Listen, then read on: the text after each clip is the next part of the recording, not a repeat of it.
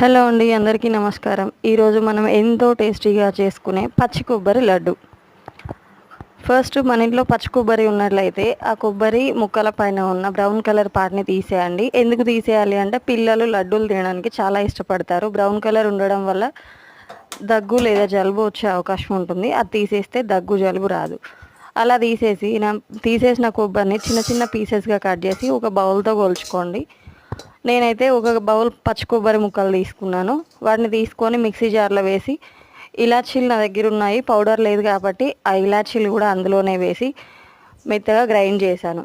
ఆ గ్రైండ్ చేసిన పచ్చి కొబ్బరి పౌడర్ని స్టవ్ ఆన్ చేసి ఒక కడాయి పెట్టి అందులో ఆ పచ్చి కొబ్బరి పొడి వేసి లైట్గా వేయించుకోవాలి. వేయించుకున్న తర్వాత కొంచెం లైట్ తడి ఉన్నప్పుడు అందులో ఒక కప్పు పచ్చి కొబ్బరి ముక్కలకి అరకప్పు బెల్లం అయితే సరిపోతుంది.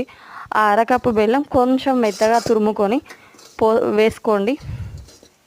అలా వేసుకున్న తర్వాత ఆ బెల్లంను పచ్చి కొబ్బరిని అలా కలుపుతూ ఉండండి.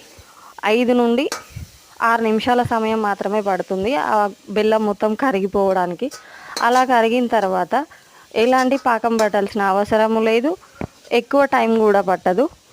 అలా కరిగిన బెల్లము విత్ పచ్చి కొబ్బరి పేస్ట్ను చేతిలోకి తీసుకొని ఉండగా చుట్టినట్లయితే ఉండ టైప్లో ఫామ్ అవ్వాలి. నేను మీకు వీడియోలో ఏ విధంగా చూపిస్తున్నానో ఆ టైప్లో ఫామ్ అయినట్లయితే కొబ్బరి లడ్డు రెడీ అయిపోయినట్లే. అలా అయిపోయిన దాన్ని కాసేపు పక్కన ఉంచుకోండి.